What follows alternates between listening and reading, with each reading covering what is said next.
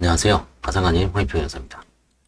이번 시간에는 개인 파산 절차 이해 중 파산 및 면책 신청 시 주의사항에 대해서 알아보겠습니다. 일단 채권자 누락에 대해서 주의를 하셔야 되겠죠. 채권자 변동 조회 시스템을 이용할 수 있습니다. 금융회사나 금융위원회에 등록된 대부업자, 자산유동화 회사 등이 대출 채권의 양수도 내역을 신용정보원에 모아 개인 채무자들에게 현황과 변동 내역을 조회할 수 있도록 한 서비스입니다. 신용정보원, 신용회복위원회, 나이스평가정보, 코리아 크레딧 뷰로의 홈페이지에서 확인할 수 있고요. 주로 이제 신용정보원에 가시면 되죠. 서울 중구에 있는 은행회관 1층이 신용정보원 소비자보호실이나 전국 35개 서민금융통합지원센터에 직접 찾아가 확인할 수도 있습니다. 온라인으로 이용하는 게 요즘 대세죠. 두 번째, 재판소송 이력 검색, 소송조회라고도 하죠. 공인인증서가 있다면 대법원 사이트 나이 사건 검색을 이용하여 용이하게 과거 또는 최근의 채무자 자신이 재판소송 이력을 검색할 수 있습니다. 근데 아무래도 이제 나이 사건 검색은 한 번에 다 되진 않아요. 그래서 이제 가급적 직접 신분증을 들고 재판소, 법원을 가도록 권유하고 있습니다. 그러면 짝출력까지 해주죠. 주로 4가지를 검색하면 됩니다. 민사소송, 민사집행, 지급명령, 전자독촉. 여기에 그럼 과거의 어떤 모든 게 다 나오죠. 그 다음에 세 번째, 한국대부금융협회 홈페이지. 대부업체에서 돈을 차용하면서 근저당권을 설정하고 있는데 근저당권자가 대부업체가 아닌 개인으로 등기된 경우가 있겠죠. 그 개인도 넣어야 되겠죠. 그 다음에 채권자 주소 보정 방법은 뭐 워낙 많이 해서 대략적으로 이제 사실조회 또는 문서 제출 명령을 방법으로 채권자의 주소를 찾을 수 있죠. 구체적으로 채권자의 예금 계좌번호를 알고 있는 경우에는 해당 금융기관에 2,000원을 납부하고 금융정보거래 명령 신청을 하면 되고요. 휴대전화 번호를 아는 경우는 이동통신 3사에 이제 통신정보거래 제출 명령을 할 수 있고요.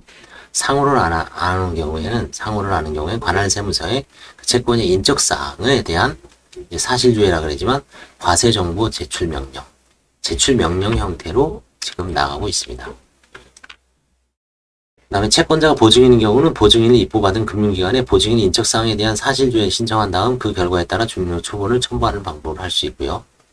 그 다음에 이런 주소 보정을 끊임없이 했지만 결국 최종적으로 안 되는 경우에는 공고 가름 신청을 하면 이게 이제 일반 민사소송에서 공식 송달이죠.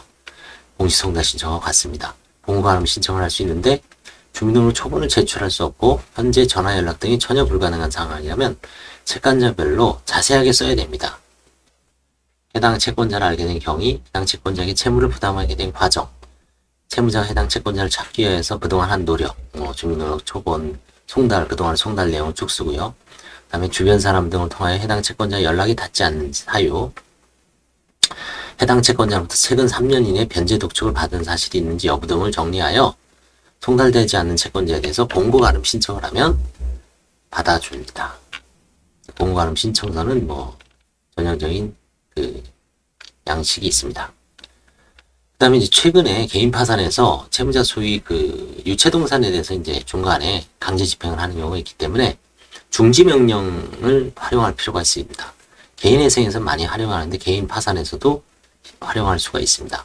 채무자 소유의 가전제품 등 실생활에 필요한 유체동산에 대해 채권자의 신청에 의하여 유체동산 압류 절차가 개시된 경우에 채무자 측은 법원은 파산 선고 전에 면제 재산 신청이 있는 경우에 채무자의 신청 또는 직권으로 파산 선고가 있을 때까지 제2항의 면제 재산에 대하여 파산 채권에 대한 강제 집행, 가압류 또는 가처분의 중지 또는 금지를 명할 수 있다에 근거하여 이게 법 383조입니다.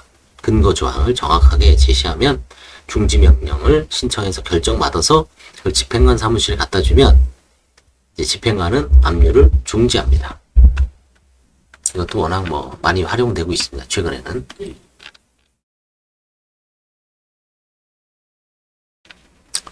그 다음에 이제 우리가 부채증명서를 주로 발급받는데 특정 채권자, 특히 개인 사채라든가 무자격 사채 이런 경우에는 차용증이 있을 수 없는 경우에는 부채증명서 발급이 불가능하죠. 이런 경우에는 파산 채권의 내용을 소명하기 위하여 부채증명서뿐만 아니라 이에 대한 대용으로 금전대차계약서 또는 차용증, 채권금액 통장 사본, 파산 채권자나 출심회사가 보낸 독촉장 등을 첨부할 수 있는데 소명 자료를 취득하지 못하는 경우에는 결국 부득이한 사유로 인한 경우에 채무 진술서 아래와 같은 양식입니다.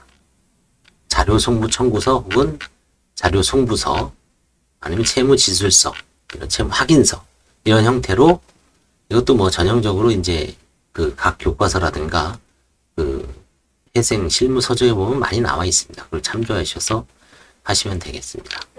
예, 이상 개인 파산에서 아마 어려운 건 없지만 반드시 기억해야 될 한 4가지 채권자 누락에 주의하시고 채권자 주소 알아내는 사실 조회하시고 그 다음에 채무 진술서 제도를 확인해야 되고 그 다음에 유체동산 압류에 대해서 중지명령을 활용을 하자. 이 4가지 점에 대해서 좀 주의 깊게 보실 필요가 있습니다. 감사합니다.